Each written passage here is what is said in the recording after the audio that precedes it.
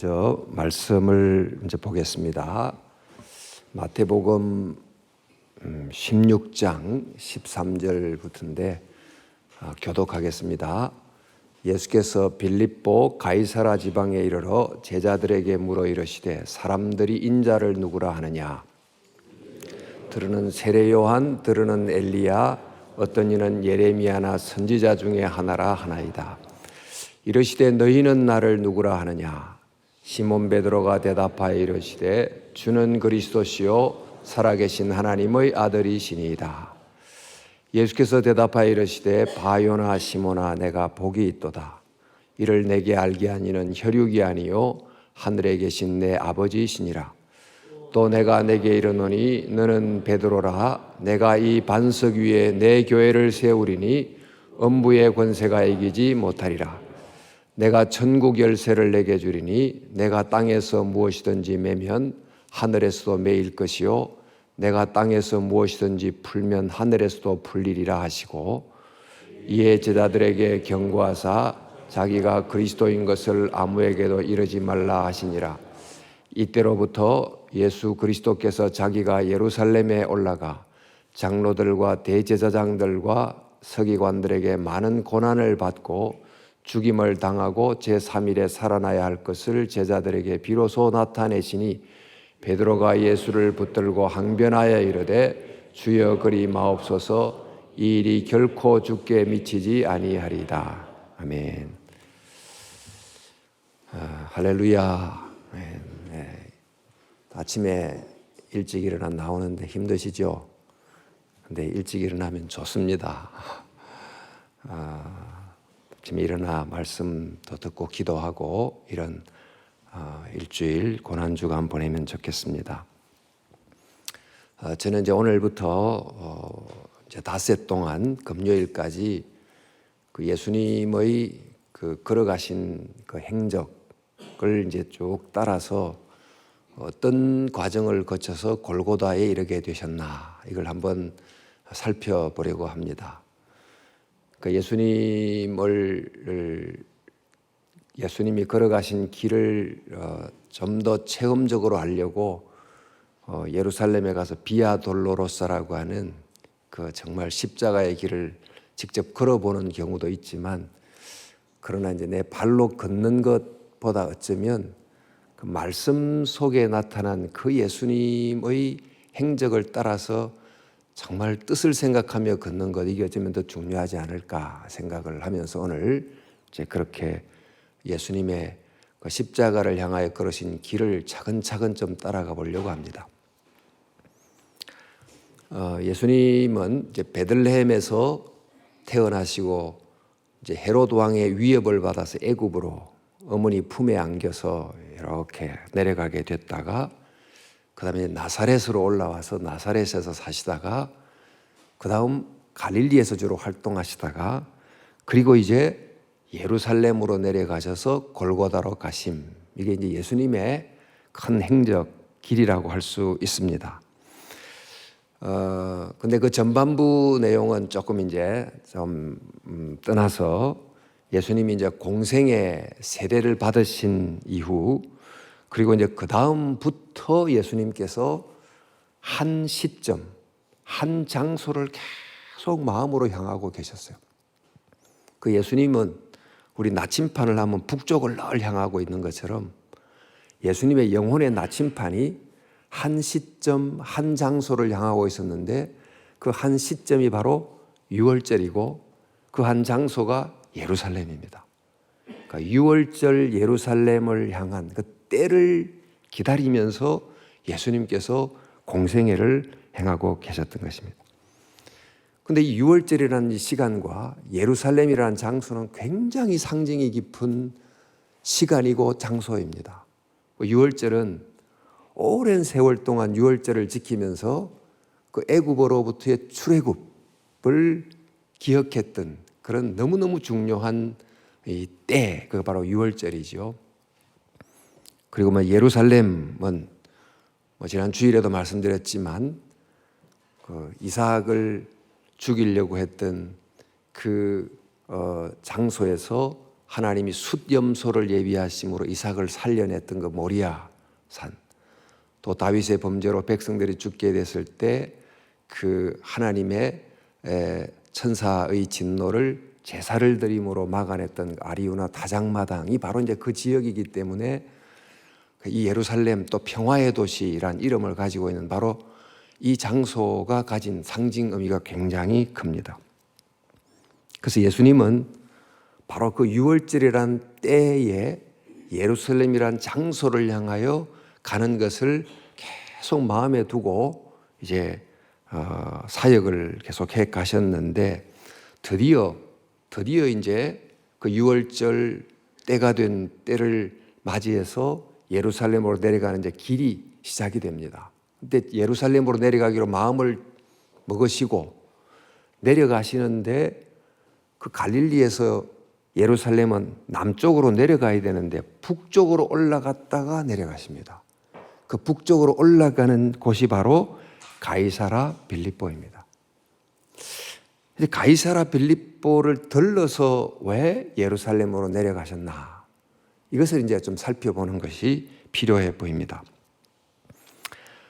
가이사라 빌립보는 이제 이름 그대로 가이사, 그 시저, 또 빌립, 그러니까 로마의 왕, 유대의 왕, 두 왕의 이름을 따서 지은 이제 이름의 도시입니다. 그러다 보니 이 도시는 정말 우리의 왕은 로마의 시저요, 우리의 왕은 유대의 빌립입니다. 빌립 헤롯 왕입니다라고 이제 고백하는 그런 어떤 메시지가 강력하게 있는 이제 도시이죠. 뭐 이러면 정치적 도시, 행정적 도시일 테고, 또 그곳에는 만신전이라고 그래서 오래전부터 수많은 우상들을 섬기는 그런 만신전이란 제단이 있기도 했습니다. 근데 그 도시로 제자들을 데리고 가셔서 제자들에게 묻는 질문이 사람들이 인자를 누구라 하느냐 그렇게 물었습니다. 그러니까 제자들은 사람들이 하는 그 예수님에 대한 평을 전하기를 예수님이 세례 요한, 또 엘리야, 예레미야와 같은 선지자라고 합니다. 이렇게 이제 전하게 되죠. 왜 예수님을 그런 분으로 전했을까? 이런 세례 요한과 엘리야는 일단 권력자 편에 서지 않은 선지자예요. 아합과 대결하고 헤롯과 대결한, 그러니까 많은 그 시대 그 예루살렘 성전의 대제사장은 철저하게 권력 편에 섰던 사람인데 그 권력에 저항하는 모습의 예수님을 보고 저분은 세례 요한과 같습니다. 엘리야와 같습니다. 그리고 또 예레미야는 백성들의 형편을 보고 늘 눈물로 정말 살았던 눈물의 선지자인데 그만큼 백성들의 아픔을 보고는 예수님도 정말 애통해하고 눈물 흘리셨던 저 권력지향적이지 않은 백성들 친화적인 선지자였다 하는 것을 백성들이 알은 거예요. 그래서 예수님을 보고 바로 그런 분입니다 라고 이제 고백을 했습니다. 근데 예수님이 실제로 그런 모습이 있었습니다. 그 예수님의 모습 중에 한 부분이지만 그게 곧 예수님입니다 라고 하는 것은 예수님을 온전히 알지 못하는 것입니다.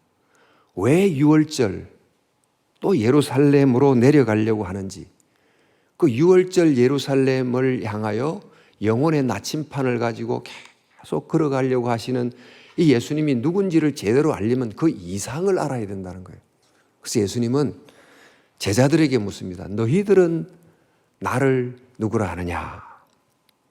그러니까 이제 시몬이 주는 당신께서는 그리스도시요 하나님의 아들이십니다. 그러니까 예수님이 이 말을 듣고 기다렸다는 듯이 정말 하나님이 너에게 이것을 알게 해주셨다. 이것을 알게 한 자가 복이 있다. 이렇게 예수님이 굉장히 칭찬을 하시죠. 자, 이 말은 그리스도시요 하나님의 아들이다. 이 말은 사실 두 그리스도와 하나님의 아들은 연결된 의미예요. 그러니까 하나님의 아들은 하나님 아버지가 이 세상에 보낸 아들이잖아요. 왜 보냅니까? 아버지의 뜻을 이루라고 보냅니다. 그 아버지의 뜻이 뭡니까? 이 세상을 구원하는 거죠. 이 세상을 구원하라고 아버지 하나님이 당신의 아들을 이 세상에 보내는데 이 세상을 아버지의 아들이 어떻게 함으로 뜻을 이룹니까? 바로 그리스도가 됨으로 구원하는 거예요.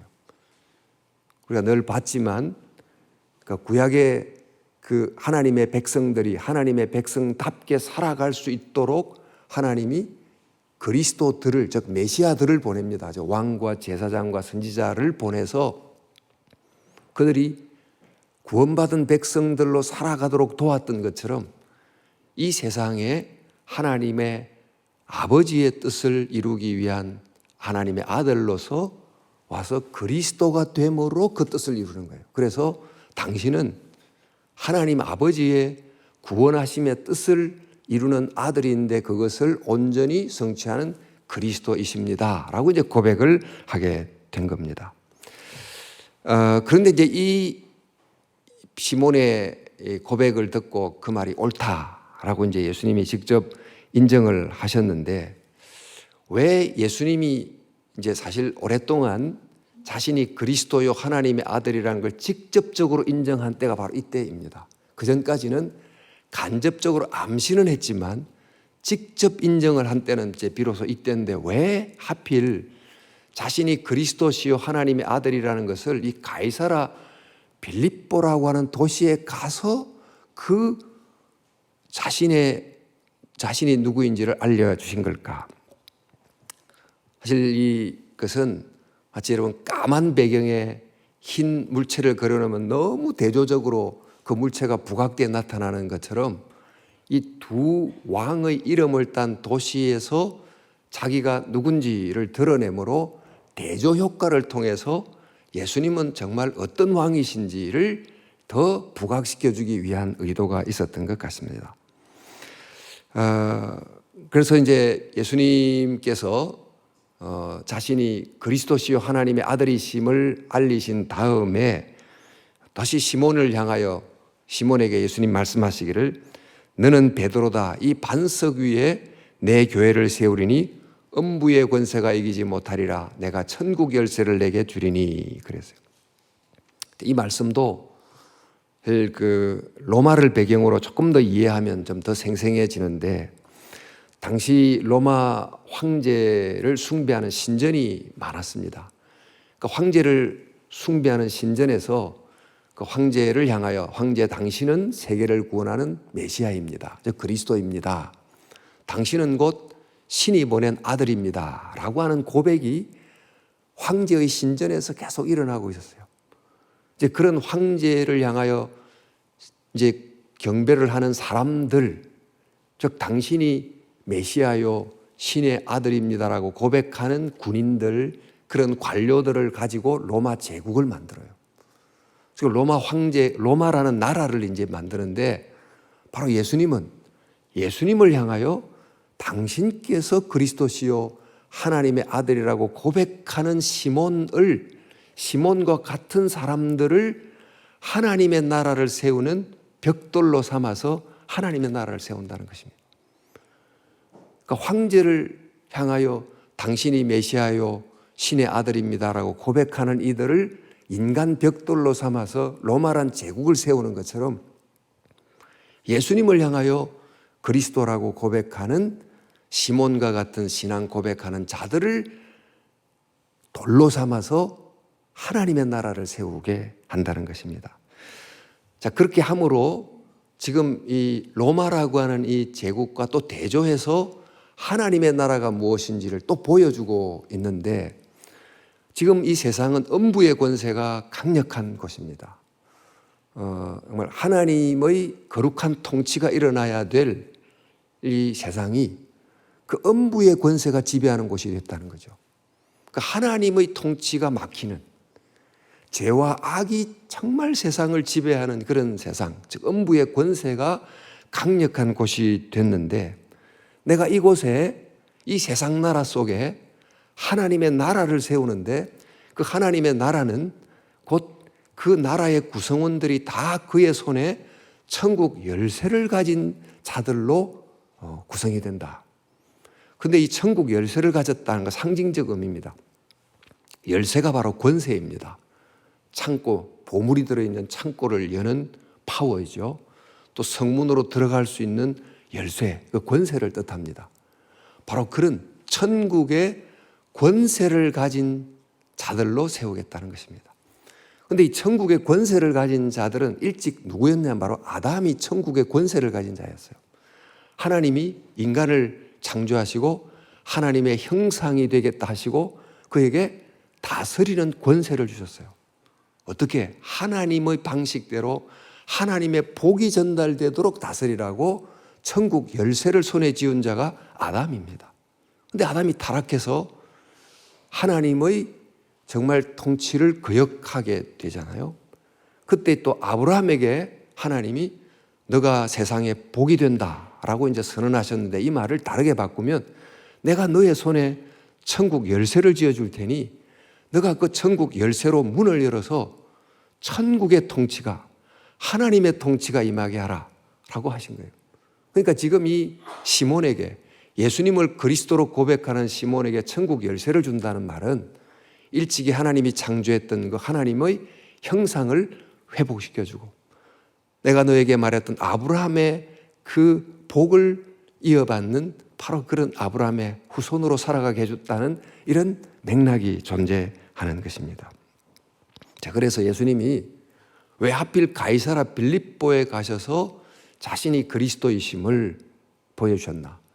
그 세상의 나라 로마의 왕과 유대의 왕과 대조되는 모습의 왕이심을 보여주고 또 그 두 왕이 만드는 이 음부의 권세의 지배 아래에 있는 세상 나라와 다른 나라를 지금 세운다는 것을 알려주기 위해서이라고 볼 수 있습니다. 자, 그러면 이 대조되는 왕 예수님은 이 대조되는 나라, 하나님의 나라를 어떻게 하여 이루는 것입니까? 그들과 대조되는 이 왕인 예수님은 이 세상 음부의 권세 아래에 있는 나라들과 대조되는 천국의 권세를 보여주는 나라를 세워간다는 것입니까? 사실 이 제자들이 이 예수님이 그리스도다라고 인정을 했을 때 굉장히 마음으로 흥분했을 것입니다. 야, 정말 이분이 그리스도이구나. 하나님의 아들이구나. 이제 그러면서 이 예수님을 통해서 이룰 그 나라를 먼저 마음속으로 그리면서 굉장히 기대했는데 그들이 그렸던 나라는 어떤 나라일까요? 그들이 생각했던 이 왕과 그들이 그렸던 나라는 어떤 모습인가? 자, 여기서 이제 문제가 생기기 시작해요. 그들은 이제 예수님을 왕인데, 물론 이제 로마의 왕과 같은 그런 이제 악한 왕은 아니나 선하지만 강력한 힘을 가진 왕이라고 생각했어요. 그리고 그 왕이 이룰 나라는 그 로마와 같지는 않지만 로마보다 더 강한 힘을 가진 어떤 나라가 되기를 기대한 것입니다. 그런데 예수님이 바로 이어서 이제 하시는 말씀이 이때로부터 예수 그리스도께서 자기가 예루살렘에 올라가 장로들과 대제사장들과 서기관들에게 많은 고난을 받고 죽임을 당하고 이런 이제 말씀을 합니다. 그 예수님의 자신이 그리스도임을 드러낸 이 말을 듣고 갑자기 막 기대감이 넘치고 흥분하게 된 제자들의 마음에 찬물을 끼얹는 듯한 말씀을 곧바로 하시는 거예요. 그런데 바로 그 왕은 죽임을 당한다. 이 말을 하게 된 거지요. 이제 그들이 이것을 이해하지 못합니다. 어떻게 예루살렘에서 제거해야 될 그 타락한 유대 지도자들을 제거해야만 하나님의 나라가 분명히 올 텐데 그 제거 대상인 유대의 그 악한 지도자들에 의하여 그리스도가 죽으면 어떻게 하나님 나라가 오는가? 그건 있을 수가 없다고 생각한 거지요. 게다가 3일 만에 부활한다? 그 당시 이제 사람들은 부활이 있기는 하지만 역사가 마지막 다 완경되는 역사의 종말에 의인들이 집단적으로 부활한다고 믿었지 한 개인이 부활한다는 건 상상해 보지도 못했어요. 그래서 이런 이해할 수 없는 생각으로 죽는다는 이야기를 들었던 성질급한 시몬이 곧바로 답하기를, 베드로가 예수를 붙들고 항변하여 이르되 주여 그리 마옵소서, 이 일이 결코 주께 미치지 아니하리다. 지금 예수님 자신이 그리스도라고 하시더니 곧바로 그리스도인데 나는 대제사장 무리에서 죽는다라고 하시니 조금 지금 잠시 이상하게 된 게 아니신가요? 그럴 수가 없잖아요. 참 이건 좀 그럴 일이 없으시니 좀 안심하시고 좀 마음을 좀 내려놓으십시오. 이런 투의 지금 이야기를 예수님에게 지금 하고 있는 것입니다. 사실 이들이 이제 이렇게 반응했던 것은 이해할 만한 것이, 그 시대에 메시아를 간절히 기대했으나 그 메시아는 어떻게 오는가? 메시아는 정말 승리하는 개선 장군처럼 온다는 생각이 워낙 강력했기 때문에, 오랫동안 가졌던 그 메시아의 생각 때문에 예수님의 이 고난받는 메시아는 상상해보지도 못했던 것입니다. 그래서 이제 구약의 그 율법학자들이 구약 성경을 보면서 늘 메시아를 연구를 했는데, 그 메시아에 대한 상충되는 두 예언이 존재했어요. 한 예언은 메시아는 승리하는 어떤 강력한 장군처럼 온다는 구절이 있는가 하면, 또 고난받는 종으로 온다는 이 두 구절이 어떻게 서로 연결되는지를 이해하지 못하고 그저 승리하는 메시아로 온다는 쪽의 이제 예언을 주로 이제 붙들고 살았던 것이죠. 근데 우리가 지금 예수님 일생에 관한 이야기를 주일 설교를 통해서도 우리가 봤지만, 메시아에 대한 그 예언 중에 한 대표적인 예언이 이제 다니엘서 나오는 예언인데, 7장 말씀, 내가 또 밤 환상 중에 보니 인자 같은 이가 하늘 구름을 타고 와서 옛적부터 항상 계신 이에게 나아가 그 앞으로 인도되며 그에게 권세와 영광과 나라를 주고, 이렇게 되어 있는데, 환상 중에 인자 같은 이, 바로 이제 메시아입니다. 하늘 구름을 타고 와서, 이렇게 된, 사실 정확히 말하면 가서입니다. 그 항상 계신 이에게 가서 권세와 영광과 나라를 받고 통치하는 권세를 받는다, 이런 이제 예언이 있는 것입니다. 그 메시아는 바로 인자 같은 이인데, 그가 하나님에게 가서 만국을 다스리는 권세를 가지고 세상을 다스리는 왕이 된다라는 이 예언의 말씀을 듣고 바로 그런 왕이 오기를 간절히 기대하고 있었습니다. 그런데 그런가 하면 또 성경에는 어떤 우리의 인류를 위해서 고난받고 죽는 종에 대한 예언이 있습니다. 그게 바로 이사야 53장입니다만, 그는 실로 우리의 질고를 지고 우리의 슬픔을 당하였거늘 하고 이제 계속되는 이 고난받는 메시아의 모습이 있습니다. 그러니까 이 메시아에 대한 두 종류의 예언이 나오는데, 그러니까 당시는 이 다니엘서에 나타나는 승리하는 왕으로서의 메시아, 이것을 이제 주로 생각했습니다. 이제 그러다 보니까 어떻게 이 승리하신 메시아와 고난받는 종이 어떻게 연결되는지를 잘 이해하지 못했던 것입니다. 자, 그런데 사실 예수님이 이 가이사라 빌립보에서 자신이 그리스도시요 하나님의 아들, 그리고 그 그리스도가 고난을 받고 죽임을 당한다는 이야기를 이렇게 직접적으로 드러내시기 전에 여러 차례 자신에 대해서 간접적으로 이 두 상반되는 모습을 계속 말씀하세요.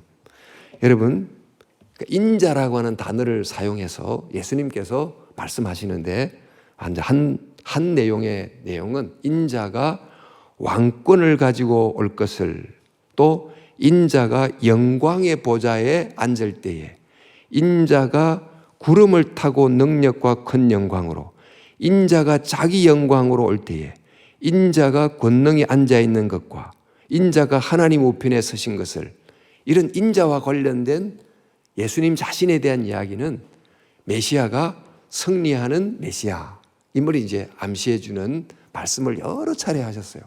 근데 훨씬 더 많이 인자가 또 고난받는다는 이야기를 또 하십니다.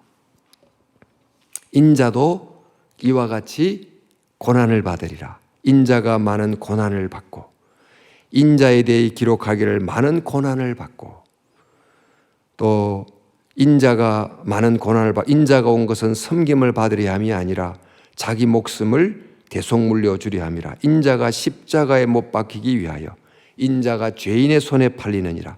인자가 이방인들에게 넘겨져 희롱을 당하고 인자가 죄인의 손에 넘겨져 모세가 광야에서 뱀을 든 것 같이 인자도 들려야 하리니. 이런 여러 구절들은 지금 인자는 또 고난을 받는다는 내용입니다. 그러니까 예수님은 지금 각각 다른 맥락에서 어떨 때는 인자는 영광을 받으시는 존재다, 또 어떨 때는 인자는 고난을 받는 존재다 라고 하는 내용을 어떤 때는 이렇게 말씀하시고 어떤 때는 저렇게 말씀하시다가 드디어 이 가이사라 빌립보에서 이 두 왕의 이름이 새겨진 두 도시에서 자기가 진짜 왕이심을 드러내신 다음에 그 왕인 나 예수 그리스도는 바로 고난을 받는 존재다 라고 하면서 이 승리하는 메시아와 고난받는 메시아가 자기 속에서 연결된다는 것을 비로소 알려주신 거예요. 그래서 이 두 왕처럼 백성을 향하여 고난을 주는 왕과 달리 고난을 받음으로 백성을 구원하는 왕이다 하는 것을 이제 알려주신 거죠. 사실 이제 고난받는 왕이다, 종인 왕이다, 이 말은 이른바 옥시모론이라 그래서 서로 모순되는 두 단어를 결합시킨, 예를 들어 소리 없는 아우성, 소리가 없는데 아우성, 그 이제 두 모순된 말을 이제 결합시킨 것 같은, 어떻게 왕이 종입니까? 어떻게 정말 하나님이 고난을 받습니까?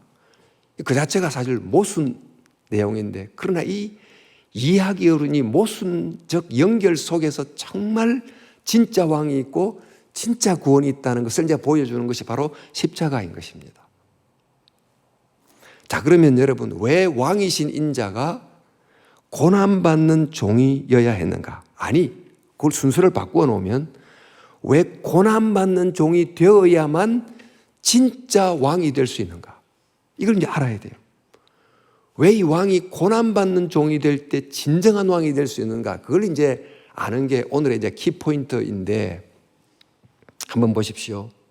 이제 제자들은 예수님이 왕으로서 뭘 이루기를 기대했을까요? 그 로마와 싸워서 유대를 되찾아주기를 기대했습니다. 한마디로 말하면. 근데 바로 그런 일을 했던 사람들이 누구냐 하면 바로 헬라라는 제국으로부터 나라를 되찾아준 마카비 형제들입니다. 이 마카비 형제들이 헬라의 강명 높은 그 에피파네스라는 이 왕과 싸워가지고 성전을 구출해내고 구하고 유대 나라를 구함으로 하스몬이라는 왕조를 세웠어요. 바로 이제 예수님도 이제 그런 왕이 되기를 기대했고, 종려주일 예루살렘으로 들어올 때 종려나무 가지를 흔들면서 호산나 하고 이제 맞이했을 때 그 군중들의 마음속에는 그 마카비 형제들이 참 이겨가지고 개선 장군으로 들어올 때 종려나무를 흔들면서 호산나 하고 불렀던 바로 그 장면을 그대로 재현한 것입니다. 바로 그런 왕이기를 이제 기대했는데, 그렇다면 이 왕이 이겨야 될 적이 누굽니까? 1차적으로 유대의 타락한 권력층, 그들을 싸워 이겨야 돼요. 또 누구를 이겨야 되죠? 자기들을 짓밟고 있는 이 로마를 이겨야 됩니다. 바로 그런 메시아가 되기를 간절히 기대했는데, 지금 예수님은 그들과 싸우려고 하지 않고 오히려 그들에 의해서 죽임을 당하여야 되겠다는 거예요. 어떻게 싸워야 될 그 적을 놔두고 적들에 의해서 죽임을 당함으로 진짜 왕이 된다고 하신 건가? 바로 여기서 이제 예수님이 말씀하신 의미가 있는 것입니다. 여러분, 이제 이 마카비 형제들이 헬라 왕조로부터 백성들을 이제 건져내서 하스몬 왕조를 이제 이룬 다음에, 그 다음에 어떻게 됐을까? 그 다음에 얼마 가지 않아서 이 나라를 되찾은 그 마카비 왕조의 권력을 잡은 자들이 내적으로 부패해서 백성들의 엄청난 지탄을 받게 돼요. 다시 말해서 저 헬라 제국을 악마화해서 물리치자 했던 그들이 그들 속의 죄 때문에 부패해서 또 비난의 대상이 된 거예요. 지금 이게 이제 우리의 이 역사 속에서 얼마나 봅니까? 정치에서도 비난하고 그 자리에 올라갔더니 또 그 사람이 비난의 대상이 되는 것을 우리가 보는 것과 같은 그런 일이 이제 일어나게 된 것입니다. 그래서 만약에 예수님께서 바로 그들처럼 타락한 유대 권력자들을 제거하고 로마를 이기고 그래서 유대 왕조를 이루었다고 하면 그 자리에 누가 좌의정, 누가 우의정했을까요? 바로 이 세베대의 두 아들이 야고보와 요한이 각각, 요한은 지금 성질이 너무 불같아가지고 번개의 아들이다 이렇게 부를 만큼 막 화를 다스리지 못하는 사람이었는데 이들이 그 자리에 올라가서 정치를 했다 그러면 어떤 나라가 됐을까요? 얼마 못 가서 저 유대 나라 바꿔주세요 하고 하나님께 또 기도하는 대상이 됐을 거예요. 그래서 예수님은 정말 진짜 적이 뭔지를 아신 거예요. 진짜 적은 유대 저 타락한 권력자들도 적이고 로마도 적이지만 적은 더 깊은 곳에 있다는 걸 보신 거예요. 근데 그 깊은 적을 어떻게 처리합니까? 그것을 정말 총칼로, 무력으로, 그 깊은 적은 총칼로 이길 수가 없는 거예요. 무력으로 이길 수가 없어요.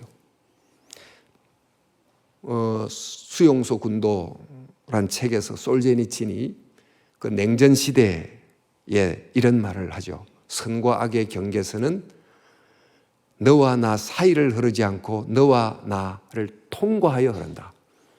미국과 소련 사이에 선과 악의 강이 흐르는 게 아니고 미국과 소련을 통과해서 선과 악의 강이 흐른다. 즉 악이라고 하는 것은 선은 이쪽 편, 악은 저쪽 편이 아니고 선과 악은 모두 속에 다 존재한다. 이런 이야기를 이제 솔제니친이 했습니다. 그렇다면 상대를 이긴 것이 승리가 아니고 너와 나 속에 있는 진짜 적을 발견해내고 그 적을 이겨야만 진정한 승리가 오는데 바로 그 너와 나 속에 있는 진짜 적이 뭐냐? 그게 바로 죄라고 하는 거예요. 너와 내 속에 있는 진짜적인 죄를 누가 과연 바르게 하나님의 은혜로 처리할 수 있는가? 바로 예수님께서 바로 그 적을 처리하는데 그 적을 처리하는 방법은 무력으로 불가능하다. 그것은 더 많은 총을 가짐으로 핵무기를 가짐으로 절대로 그것은 그렇게 이길 수가 없다. 전혀 다른 방식으로야만 그 적은 해결할 수 있다. 그래서 예수님께서 바로 그 진짜 적을 해결하기 위한 왕이 되시는데 그 방법은 바로 자신이 고난받는 종이 됨으로써 비로소 그 적을 이기는 왕이 된다. 그 죄를 처리하는 고난받는 종이 됨으로 그 진짜적인 죄와 악을 이기는 진정한 왕이 될 수 있다. 그래서 예수님께서 십자가를 지는 길을 가시는 것입니다. 그래서 가이사랴 빌립보에서 많은 사람들이 그들을 왕으로 추앙하며 따르지만 진짜 왕은 그런 왕이 아니다. 가이사랴 빌립보의 이름 속에 있는 그 왕과 대조되는 이 다른 대조되는 왕과 대조되는 나라를 너희들이 발견해야 된다라고 알려주시려고 예수님께서 예루살렘으로 내려가시기 전에 가이사랴 빌립보로 올라가신 것입니다. 자, 이제 그 이야기가 쭉 계속되겠습니다만 바로 이 이야기는 우리 다윗과 골리앗 이야기를 통해서 조금 더 좀 비유로 설명해 볼 수 있을 텐데 다윗이 골리앗을 싸워 이기는데 사실 골리앗을 다른 장수들은 이길 수가 없어요. 골리앗이 갖고 있는 창을 가지고 골리앗이 갖고 있는 칼을 가지고 싸울 때 아무도 골리앗을 이기지 못합니다. 펀펀히 이제 패배합니다. 즉 우리가 이기고자 하는 그 적 골리앗을 그 골리앗이 사용하는 그 악의 방식을 비슷한 것을 가지고 사용해서는 이기지 못하는데 전혀 예상하지 못했던 방식으로 골리앗을 이깁니다. 어떤 방식으로? 돌멩이를 가지고, 물맷돌을 가지고 골리앗을 이기지 않습니까? 이것을 통해서 우리의 적이 뭘까요? 우리의 적이 골리앗입니다. 골리앗을 어떻게 이깁니까? 우리는 골리앗을 여러 세상의 왕들의 방식으로 이기려고 하는데, 그 골리앗을 이기는 방식은 사람들이 생각하지 못했던 다른 방식, 즉 물맷돌로 이긴다는 거예요. 그 물맷돌이 뭔가? 예수님께서 인간을 대표해서 그 적 골리앗을 만나서 골리앗을 쓰러뜨리는데, 그 골리앗이 바로 너와 나 속에 있는 죄예요. 그러니까 이제 이 골리앗이 나를 힘들게 하는 저 로마가 아니고, 사실 내 속에 있는 죄라면 내가 바로 심판받아야 할 골리앗인 거예요. 그런데 이 골리앗을 어떻게 처리하는가? 그 예수님께서 자기가 바로 심판받아야 될 골리앗의 자리에 서서 바로 자신이 십자가에 죽으시는 그 손과 발에 박힌 4개의 못과 또 옆구리에 찔린 창, 그 5개의 물맷돌을 가지고 그 골리앗을 향하여 던졌더니 골리앗이 쓰러졌다. 그러니까 전혀 다른 방식으로 진짜 적을 발견하고 그 적을 쓰러뜨리는 진정한 승리를 가져오신 왕, 그 왕의 길을 지금 가기 위하여 예수님은 6월절 예루살렘을 향하여 내려가고 계신다. 바로 이 왕은 가이사라 빌립보 왕과 대조되는 왕이다 하는 걸 이제 보여주고 있습니다. 이걸 위해서 가이사라 빌립보로 먼저 올라가신 것입니다. 자, 여러분, 오늘 말씀을 정리하면서 우리가 극복해야 될 진짜 적이 무엇인지를 아는가? 정말 우리는 내 속에 있는 죄라고 하는 것을 알고 이 죄를 어떻게 해결해야 되는가? 이 죄를 문제 해결하는 분은 오직 예수 그리스도밖에 없다는 것을 온전히 기억하고, 정말 나는 이 세상이 여러 형태로 타자를 비난하는 정오가 너무너무 넘치고 있는 이 세상 속에 자기의 안의 문제와 죄를 가지고 애통하는 것은 정말 소리가 사라져버린 이런 세상인데, 내 안에 있는 무죄점, 내가 가진 부족함, 연약함, 죄를 기억하고 정말 애통하는 사람이라야 남을 향하여 그래도 좀 비판할 자격이 있는데, 그런 모습이 전혀 없이 살아가면서 끊임없이 남을 향하여 비난하는 이런 시대에 정말 내 안에 있는 죄를 발견하고 정말 그것으로 인해서 애통하는 우리가 되자. 또 이 세상에 우리가 이제 가이사라 빌립보라는 곳을 방문했지만, 이 세상이 곧 가이사라 빌립보와 같다. 가이사라 빌립보에서는 이 두 로마의 왕과 유대의 왕을 숭배하는 이런 도시였는데, 지금 우리가 사는 도시는 어떤 존재를 왕으로 숭배하고 있는가? 이 찬란한 문명은 도대체 누구를 신으로 지금 숭배하고 있는가? 금권, 또 정치력, 권력 등등을 신으로 숭배하는데, 그 왕이 우리를 다스릴 때 우리 속에 진정한 정말 하나님의 나라의 안식이 존재하는가? 오직 예수 그리스도를 통해서만 우리가 구하는 하나님의 나라가 존재한다 하는 것을 우리가 기억할 필요가 있겠습니다. 자, 오늘 가이사라 빌립보로 가신 예수님을 보면서 먼저 주님께서 우리에게 정말 우리 속에 있는 진짜적인 죄의 문제를 해결하는 진정한 왕이십니다. 우리는 주님의 또 말씀을 통해서 그 우리의 있는 죄를 기억하고 회개하면서 이 고난주간 하나님, 정말 세상이 서로의 부족한 점을 자기의 기준으로 끊임없이 비판하는 이런 시대에 하나님 아버지, 우리 속에 있는 연약함을, 우리 속에 있는 부족함을, 허물만함을 보고 주님 앞에 정말 참회하고 회개하는 그런 우리가 될 수 있도록 인도해 주시옵소서.